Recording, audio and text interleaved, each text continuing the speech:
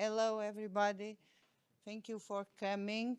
I would like to ask where is Kevin or where is Brian? One of my partners in this table.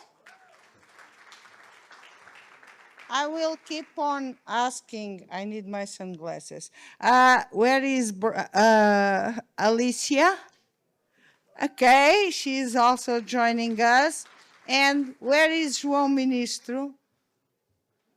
A very nice panel with lots of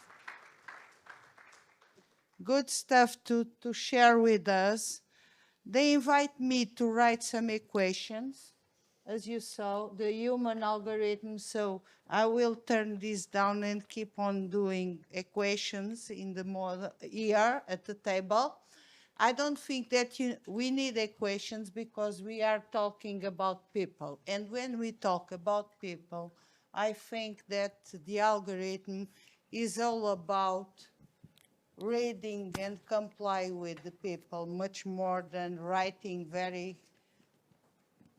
with artificial intelligence some things that are not what we want to have. So don't worry, I don't have equations. Either I don't have statistical models, but we have a lot to say today because we are talking about artificial intelligence, we are talking about experiences, we are talking about sustainability, and we are talking about well-being.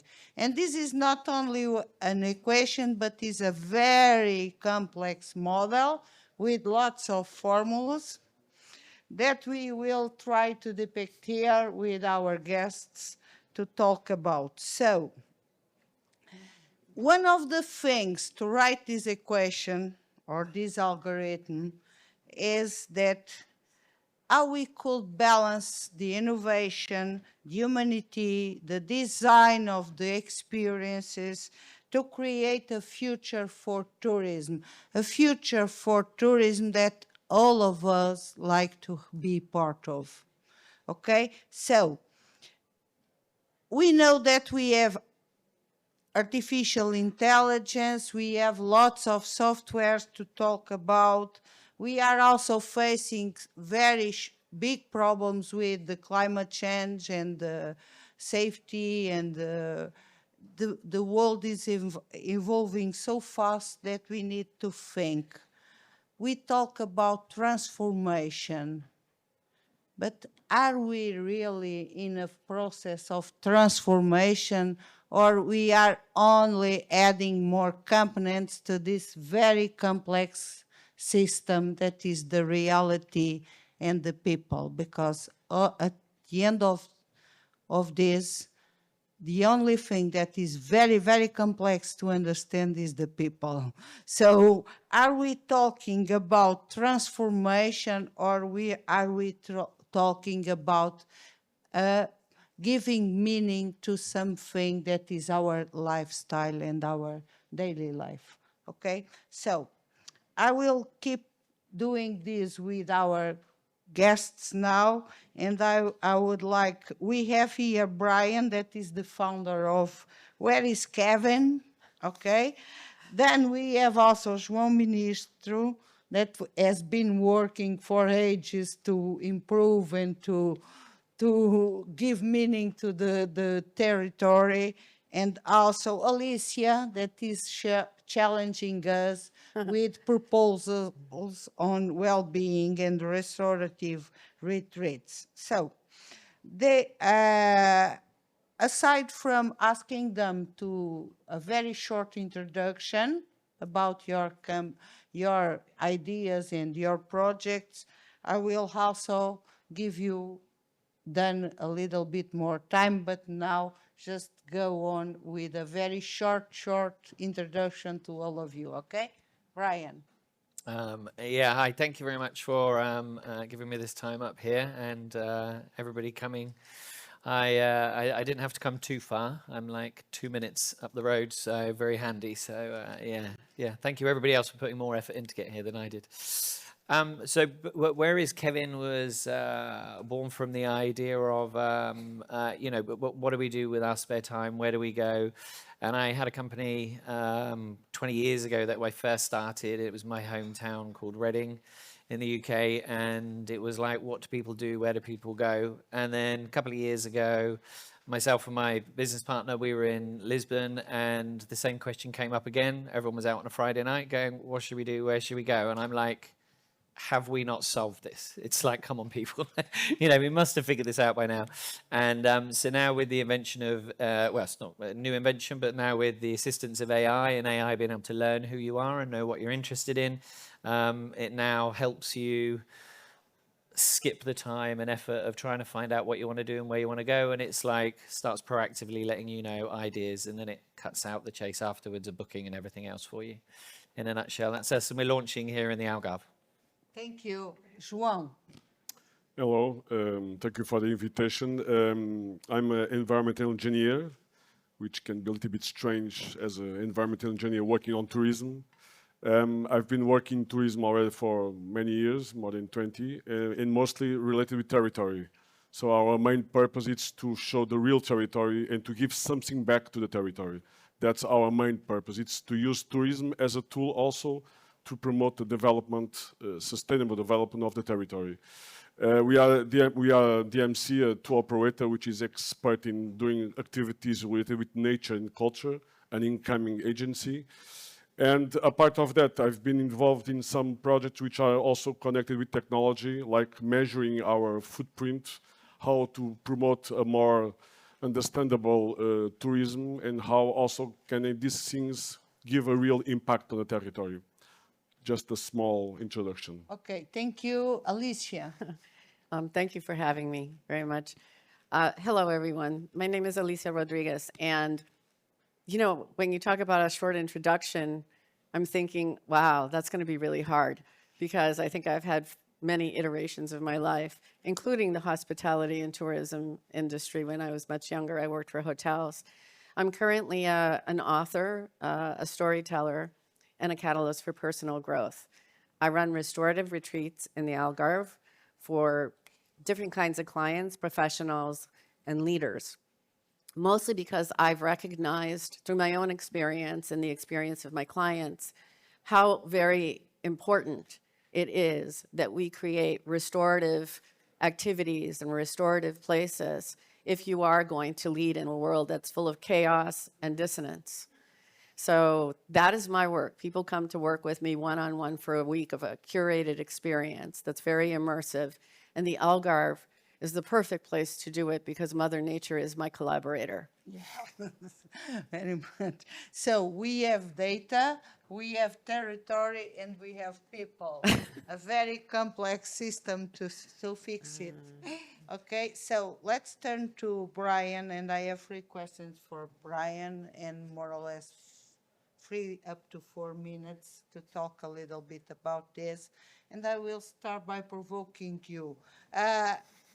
Can I ask you, in your model, in your business, where is the humans? Because you ask where is the Kevins, where is the humans on that? Could you say to us that this kind of models based on AI is rediscovering the human side of the travel? They are really transforming the way we travel, or is just a better version or a more efficient version of traveling around?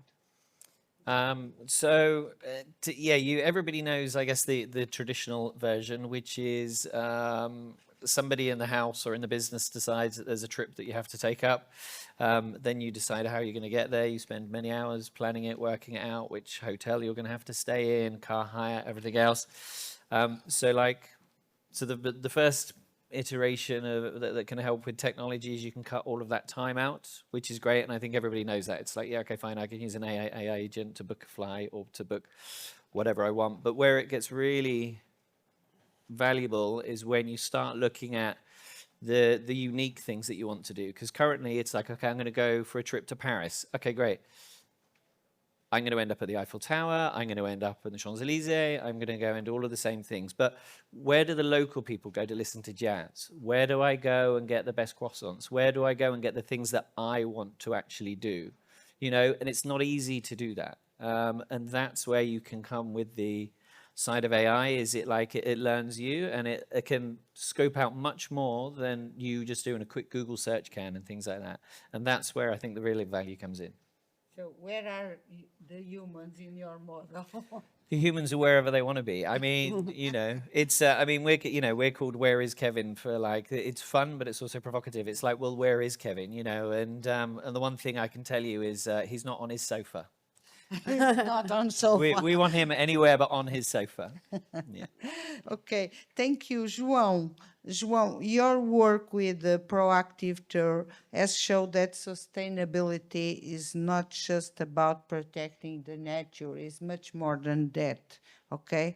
It's also a way to transform the way we relate with the places and the communities, okay?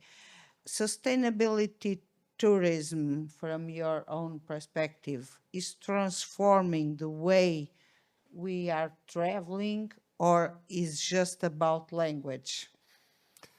Let me put the three questions and then you could go on. Okay, sorry, I'm trying to be a little bit provocative because we talk about sustainability. Everyone talks about sustainability, but at the end of the day, we we do not recycle, and we want the towels change all the days when we are at hotels and so on. So this is not all about a political, it's a kind of an attitude, a behavior that we need to change. Do you think that we are any closer to a model that really contributes to regenerate the destinations? Are we contributing to this as a visitor? To this, or we are only talking that we want to be responsible, but at the end of the day, we do what most of the others do? And what about the community? Are we talking about a true involvement of the community on the tourism development? Shall we change the policies or the narratives that are a little bit against the tourism all the time? Very easy questions, Professor. We could stay here all week discussing them. I'm very lucky to have those questions to answer. I don't have Yes, I know. formatted answer. It's not easy. Sustainability, we live in a kind of a paradox. Tourism needs people. The territory needs people, but in many places in the territory, there are no people anymore. So how can tourism support it? Of course, it has a role to do it. How can it be done? It's not easy. So people must be involved in the way of thinking about the territory, how they can connect with the products. There should be not everybody should be part of tourism in a direct way, but all the things they do in the territory, somehow it's important for tourism.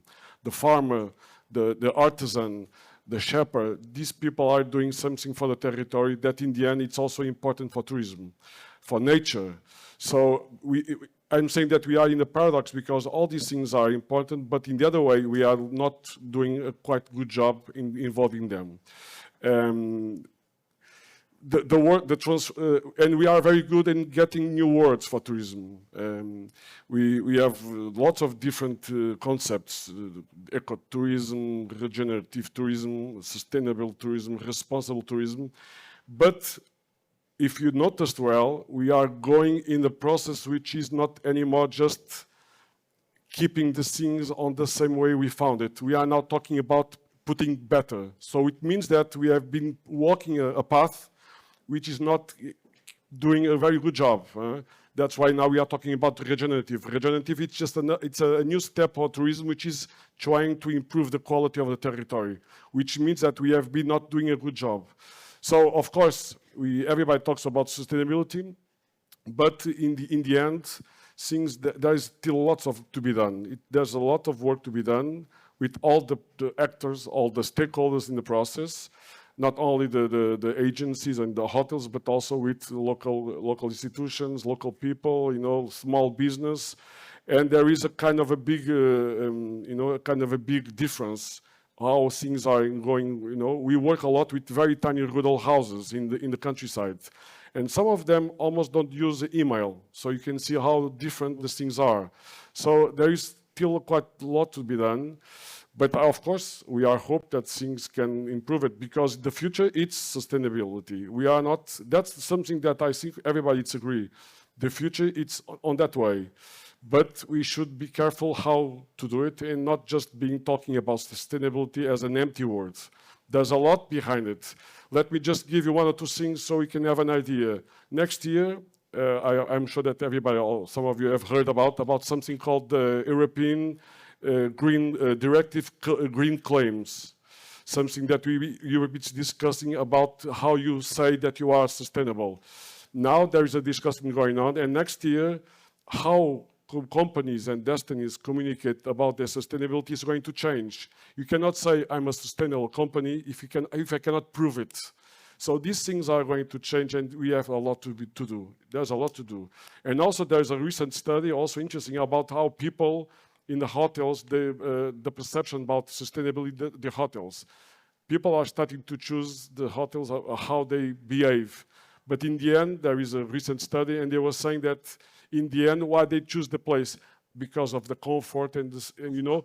So in one way, people understand the importance of sustainability, but then in the end, they will go for the same basic things, you know. So there's a lot to be done, and in our small, tiny skills, we are trying to do it mostly directly in our territory to community. So, well, I don't know if I answer, but it's not very easy questions. Huh? No. It is to be very difficult because they ask us to design an algorithm. Oh, so very good. we are in trouble luck. with it. So let's go very fast to Alicia. If transformative tourism is the goal, what needs to shift inside of us to make it real? So Many in tourism, from frontline to the other to the other stakeholders, are with a very, very strong digital fatigue and still a kind of an emotional burnout. Okay, how can human-centered leadership turn workplaces themselves into spaces of transformation? Okay, and if transformative tourism is something that I could design, or is only about us to slow down and enjoy the nature and keep quiet, very quiet? Antonio, I forgot the first question. Yeah. I'm just kidding. I'm just kidding. There is a saying, I only had a short time, so I wrote a long letter. Yeah. Right? I only had a short time, so I wrote a long letter. So when you invited me and I looked at the questions, I thought, this is a long letter. So with your grace, I actually wrote them out. And I wrote out my answers because I felt that it was really important that what I had to say got translated to you, because I have some ideas that might be a little different than what you've heard before. So if you don't mind, I'll take one question at a time, and I will repeat the question. Yes, okay. So if transformative tourism is the goal, what needs to shift inside us to make it real? So I believe that any transformation begins in the body. The state of our nervous system shapes our choices, our relationships, and our decisions, and our health. You cannot fake a dysregulated nervous system. Because we we are all connected, the environment also feels that dissonance. The inner shift is from speed to presence. And you regulate before you relate. Breath, pacing, and time in nature return us to coherence. From there, meaning, empathy, and wiser decisions become possible. So I'll take your second question. Many in tourism, from frontline staff to leaders, struggle with digital fatigue and emotional burnout. How can human-centered leadership turn workplaces themselves into spaces of transformation?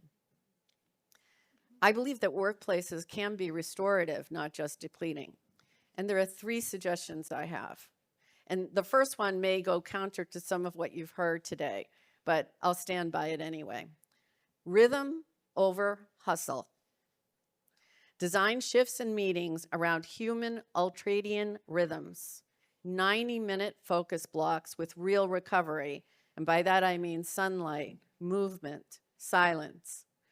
Allow time for rest, nourishment, and connection. 2, co-regulation as policy. Lead by example. Train leaders to open and close interactions with a grounding practice. 2 breaths, name what's present, and proceed. Model curiosity, listening, and witnessing instead of judging and advocacy. Psychological safety rises, creativity expands, and conflict drops. Innovative ideas have space and safety to emerge. And the third part of my answer is, nature is infrastructure. Be intentional about your environment. Put nature on the schedule. Walking one-on-ones, 5-minute outdoor resets, staff access to nearby blue or green spaces. Design workplaces with sunlight and airflow. When the nervous system settles, service quality, creativity, and retention follow. Now, for your third question. Is transformative tourism something we can design, or does it only happen when we slow down and allow it? Actually, I really liked your questions. They really made me think. And they're hard, they're difficult. We can design the conditions for travel with purpose. Frictionless logistics, unhurried time, gentle prompts, and proximity to living systems, forest, ocean, the night sky. Then we allow. Provide slow itineraries, silence without filling it, immersive experiences, invitations rather than instructions. In the retreats that I have, our walks on the cliffs are more valuable than any curriculum I could design. Transformation is an emergent property of a regulated, receptive human in a living landscape. And if I leave you with one idea, it's this.